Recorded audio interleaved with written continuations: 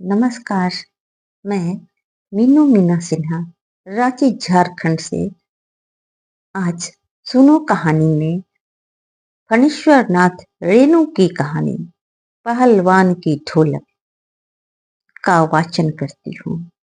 पहलवान की ढोलक। जाड़े का दिन, अमावस्या की रात, ठंडी और काली, मलेरिया और हैजे से पीड़ित गांव भयार्थ शिशु की तरह थर थर कांप रहा था। पुरानी और उजड़ी बांस फूस की झोपड़ियों में अंधकार और सन्नाटे का सम्मिलित साम्राज्य। अंधेरा और निस्तब्धता। अंधेरी रात चुपचाप आंसू बहा रही थी।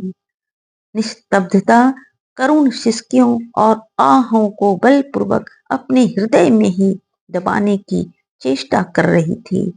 आकाश से टूटकर कोई भावुक तारा पृथ्वी पर जाना भी चाहता तो उसकी ज्योति और शक्ति रास्ते में ही शेष हो जाती थी। अन्य तारे उसकी भावुकता अथवा असफलता पर खिलखिलाकर हंस पड़ते थे।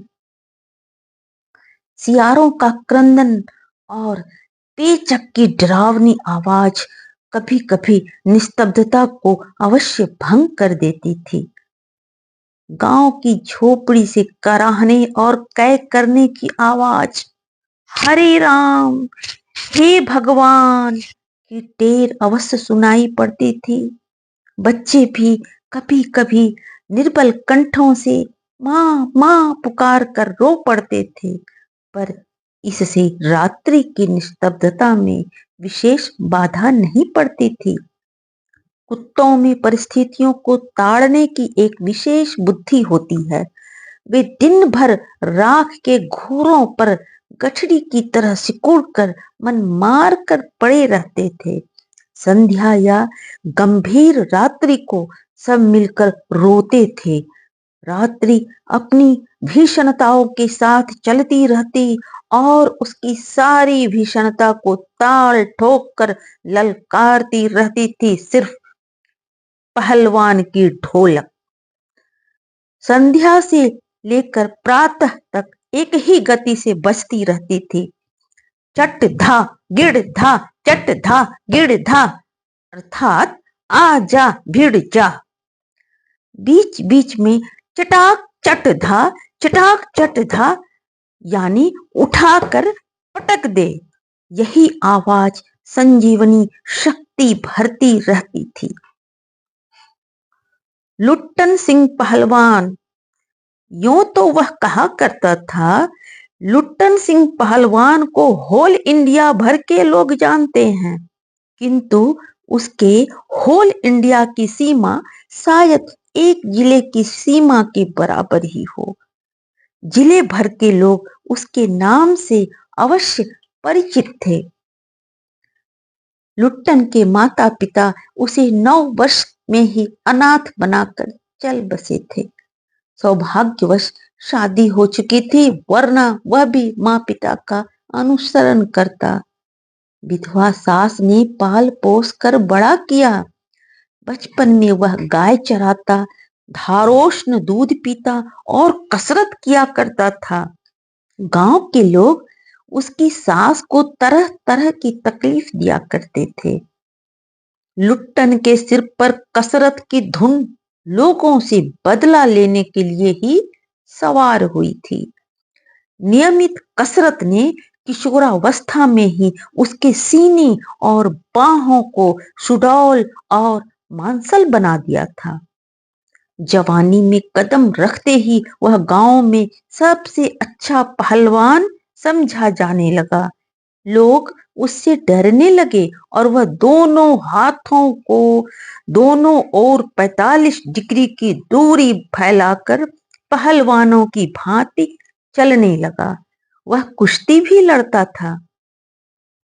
एक बार वह दंगल देखने श्यामनगर मेला गया। पहलवानों की कुश्ती और दांव पेच देखकर उससे रहा नहीं गया। जवानी की मस्ती और ढोल की ललकारती हुई आवाज ने उसकी नसों में बिजली उत्पन्न कर दी। उसने बिना सोचे समझे दंगल में शेर के बच्चे को चुनौती दे दी। शेर के बच्चे का असल नाम था चांद सिंह। वह अपने गुरु पहलवान बादल सिंह के साथ पंजाब से पहले पहल श्यामनगर मेले में आया था। सुंदर जवान, अंग प्रत्यंग से सुंदरता टपक पड़ती थी। 3 दिनों में पंजाबी और पठान पहलवानों के गिरोह की अपनी जोड़ी और उम्र के सभी पट्टों को पछाड़कर उसने शेर के बच्चे की टाइटल प्राप्त कर ली थी।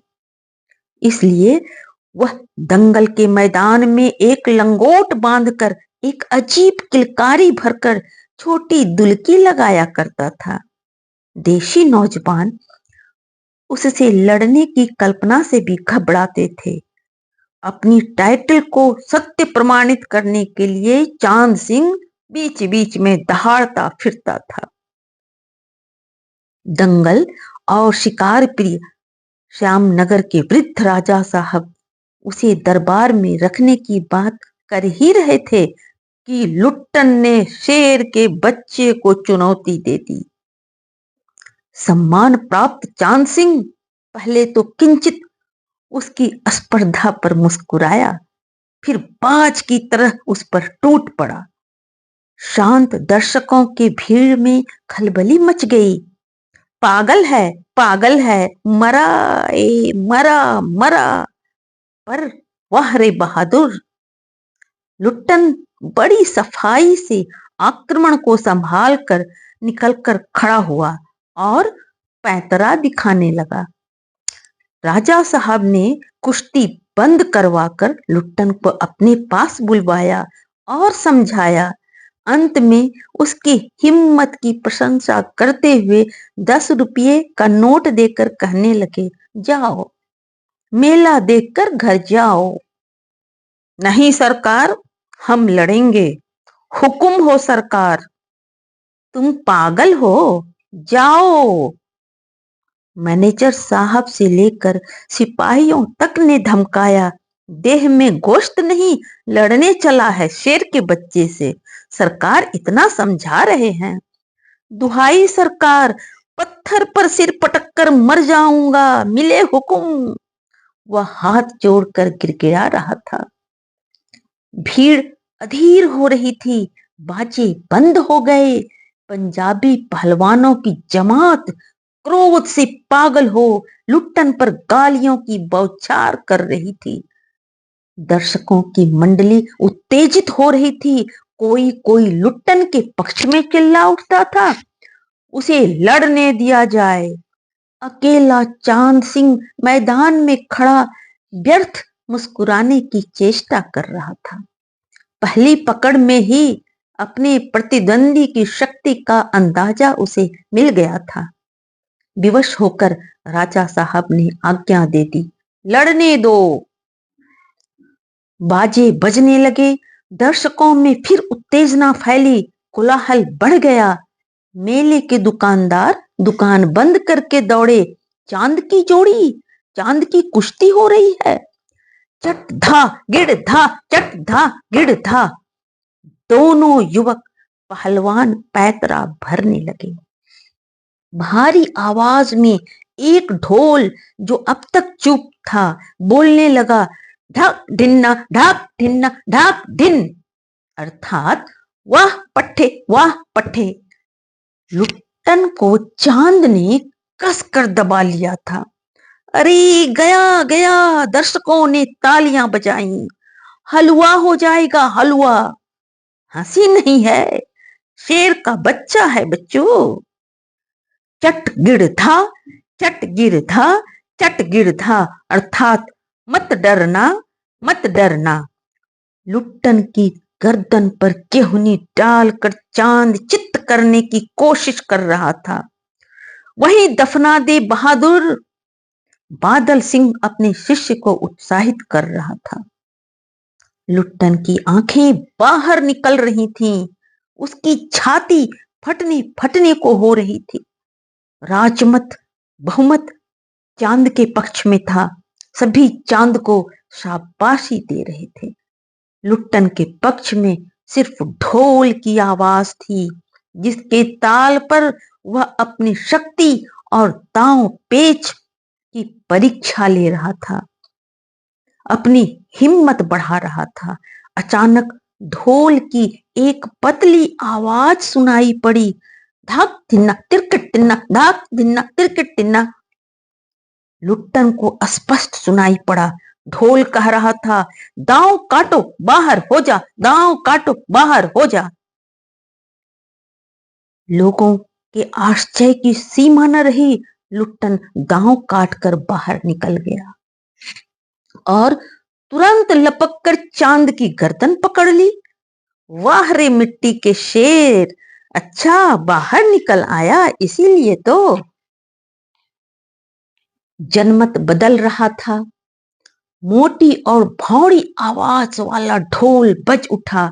चटाक चट धा, चटाक चट धा, अर्थात उठा पटक दे, उठा पटक दे। लुट्टन ने चालाकी से दांव और जोर लगाकर चांद को जमीन पर दे मारा। धिक धिना, अर्थात चित करो, चित करो। लुट्टन ने अंतिम जोर लगाया। चांद सिंह चारों खाने चित्त हो रहा। धा गिड़ गिड़, धा गिड़ गिड़, अर्थात वाह बहादुर, वाह बहादुर। जनता यह स्थिर नहीं कर सकी कि किसकी जय ध्वनि की जाए। फलतः अपने अपने इच्छानुसार किसी ने मां दुर्गा की, किसी ने महावीर जी की, कुछ ने राजा श्यामानंद की जय ध्वनि की। अंत में सम्मिलित जय से आकाश गूंज उठा। विजयी लुट्टन कूदता फांदता ताल ठोकता सबसे पहले बाजे वाले की ओर दौड़ा। ढोलों को श्रद्धापूर्वक प्रणाम किया। फिर दौड़कर उसने राजा साहब को गोद में उठा लिया। राजा साहब के कीमती कपड़े मिट्टी में सन गए। मैनेजर साहब ने आपत्ति की, हैं अरे अरे अरे अरे, किंतु राजा साहब ने स्वयं उसे छाती से लगाकर गदगद होकर कहा, जीते रहो बहादुर, तुमने मिट्टी की आज लाज रख ली। पहलवानी पंजाबी पहलवानों की जमात चांद सिंह की आंखें पोंछ रही थी। लुट्टन को राजा साहब ने पुरस्कृत ही नहीं किया, अपने दरबार में सदा के लिए रख लिया। तब से लुट्टन राज पहलवान हो गया और राजा साहब उसे लुट्टन सिंह कहकर पुकारने लगे। राज पंडितों ने मुंह बिचकाया, हुजूर, जाति का दुसाध सिंह। मैनेजर साहब क्षत्रिय थे। क्लीन शेव्ड चेहरे को संकुचित करते हुए अपनी पूरी शक्ति लगाकर नाक के बाल उखाड़ रहे थे। चुटकी से अत्याचारी बाल को रगड़ते हुए बोले, हाँ सरकार, यह अन्याय है। राजा साहब ने मुस्कुराते हुए सिर्फ इतना ही किया, कहा, उसने क्षत्रिय का काम किया है। उसी दिन से लुट्टन सिंह पहलवान की कीर्ति दूर दूर तक फैल गई। पौष्टिक भोजन और व्यायाम तथा राजा साहब की स्नेह दृष्टि ने उसकी प्रसिद्धि में चार चांद लगा दिए। कुछ वर्षों में ही उसने एक एक कर सभी नामी पहलवानों को मिट्टी सुंघाकर आसमान दिखा दिया। काला खां के संबंध में यह बात मशहूर थी कि ज्यों ही लंगोट लगाकर आली कहकर अपने प्रतिद्वंदी पर टूटता है, प्रतिद्वंदी पहलवान को लकवा मार जाता है। लुट्टन ने उसको भी पटककर लोगों का भ्रम दूर कर दिया। उसके बाद राज दरबार का दर्शनीय जीव हो गया। चिड़िया खाने में पिंजड़े और जंजीरों को झकझोर कर बाघ दहाड़ता। हाँ हाँ, सुनने वाले कहते, राजा का बाघ बोला। ठाकुरवाड़े के समीप पहलवान गरजता, महावीर। लोग समझ लेते पहलवान बोला। मेलों में वह घुटने तक लंबा चोगा पहने अस्त व्यस्त पगड़ी बांधकर मतवाले हाथी की तरह झूमता चलता। दुकानदारों को चुहल करने की सूझती हलवाई अपनी दुकान में बुलाता, पहलवान काका ताजा रसगुल्ला बना है, जरा नाश्ता कर लो। पहलवान बच्चों की सी स्वाभाविक हंसी हंसकर कहता, अरे तनी मनी का है, ले आवा 1.5 सेर, और बैठ जाता। 2 सेर रसगुल्लों को उधरस्त कर मुंह में 8-10 पान की गिलोरियों को ठूस टुड्डी में पान के रस से लाल करते हुए अपनी चाल में मेला घूमता। मेला से दरबार लौटते समय उसकी अजीब हुलिया रहती, आंखों पे रंगीन अबरक का चश्मा, हाथ में खिलौनों को नचाता और मुंह से पीतल की सीटी बजाता। हंसता हुआ वापस आता। बल और शरीर की वृद्धि के साथ बुद्धि घटकर बच्चों की बुद्धि के बराबर रह गई उसमें। दंगल में ढोल की आवाज सुनते ही वह भारी भरकम शरीर का प्रदर्शन करना शुरू कर देता था। उसकी जोड़ी तो मिलती नहीं थी। यदि कोई उससे लड़ना भी चाहता तो राजा साहब लुट्टन को आज्ञा ही नहीं देते। इसलिए वह निराश होकर लंगोट लगाकर देह में मिट्टी मल और उछलकर अपने को सांड या भैंसा साबित करता रहता। बूढ़े राजा साहब देख देख कर मुस्कुराते रहते। यूं ही 15 वर्ष बीत गए। पहलवान अजेय रहा। वह दंगल में अपने दोनों पुत्रों को लेकर उतरता था। पहलवान की सास पहले ही मर चुकी थी। पिता पहलवान की स्त्री भी 2-2 पहलवानों को पैदा करके स्वर्ग सिधार गई थी। दोनों पिता की तरह गठीले और तगड़े थे। दंगल में दोनों को देखकर लोगों के मुंह से अनायास निकल पड़ता, वाह, बाप से भी बढ़कर निकलेंगे ये दोनों बेटे। दोनों ही लड़के राज दरबार के भावी पहलवान घोषित हो चुके थे, अतः दोनों का भरण पोषण दरबार से ही हो रहा था। प्रतिदिन प्रातःकाल पहलवान स्वयं ढोलक बजा बजाकर दोनों से कसरत करवाता। दोपहर में लेटे लेटे दोनों को सांसारिक ज्ञान की शिक्षा भी देता। समझे? ढोलक की आवाज पर पूरा ध्यान रखना।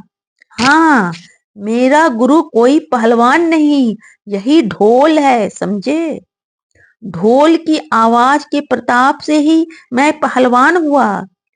दंगल में उतरकर सबसे पहले ढोलों को प्रणाम करना, समझे?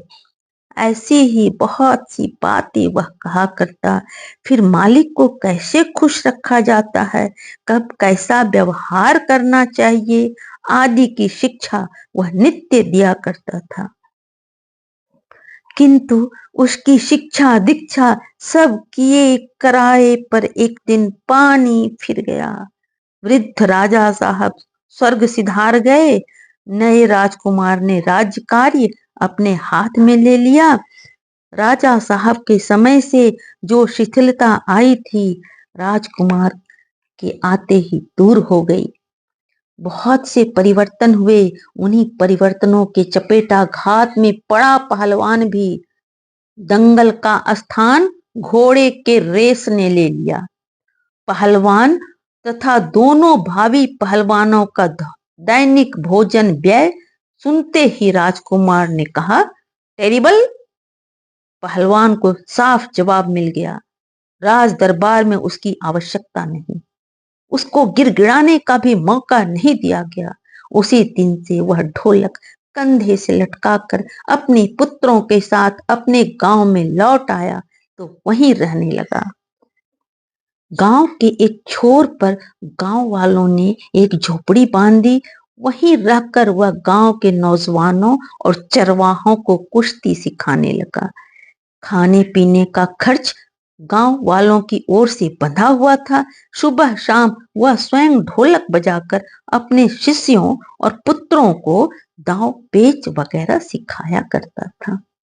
गांव के किसान और खेतिहर मजदूर के बच्चे भला क्या खाकर कुश्ती सीखते? धीरे धीरे पहलवान का स्कूल खाली पड़ने लगा। अंत में अपने दोनों पुत्रों को ही वह ढोलक बजा बजा कर लड़ाता रहा, सिखाता रहा। दोनों लड़के दिन भर मजदूरी करके जो कुछ भी लाते उसी में गुजर होती रही।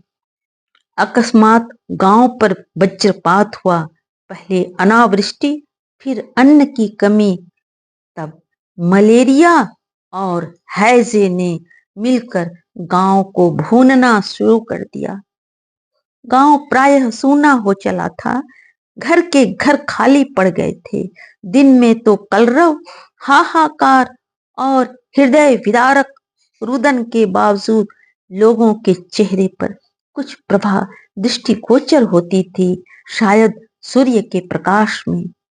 सूर्यास्त होते ही लोग कांखते कूखते कराहते अपने अपने घरों से बाहर निकलकर अपने पड़ोसियों को ढाढ़स देते थे।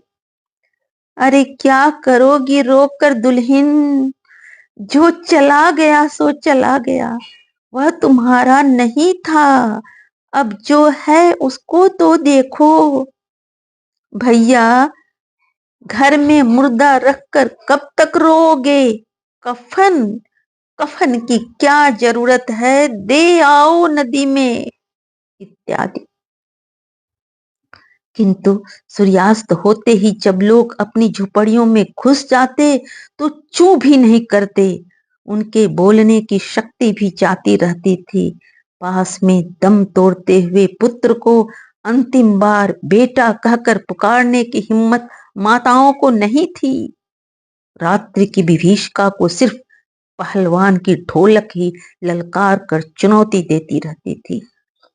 पहलवान संध्या से सुबह तक चाहे जिस ख्याल से ढोलक बजाता हो, किंतु गांव के अर्धमृत औषधि उपचार पथ्य विहीन प्राणियों में वह संजीवनी शक्ति ही भरती थी।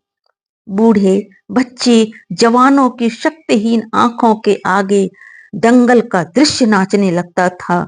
स्पंदन शक्ति शून्य स्नायुओं में भी बिजली दौड़ जाती थी।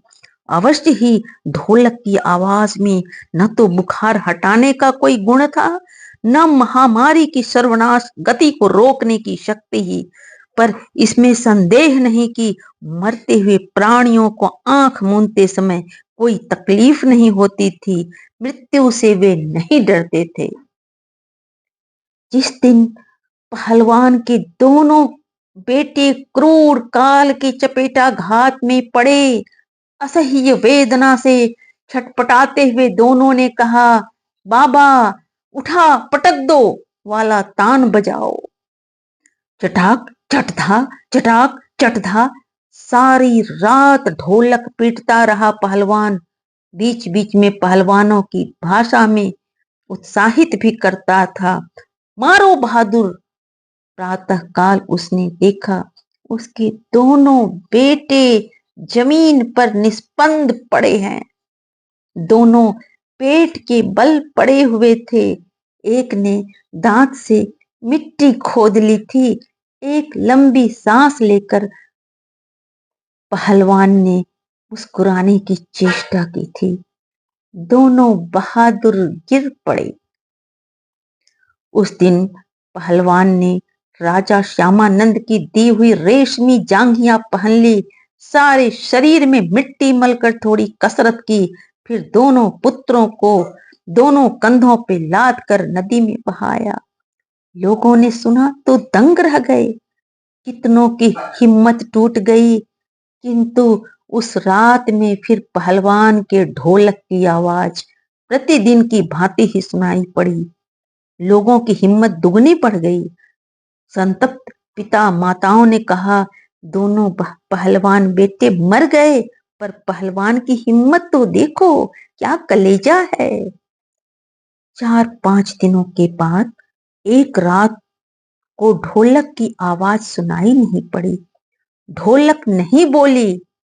पहलवान के कुछ दिलेर किंतु रूठे शिष्यों ने प्रातःकाल जाकर देखा, पहलवान की लाश चित पड़ी है।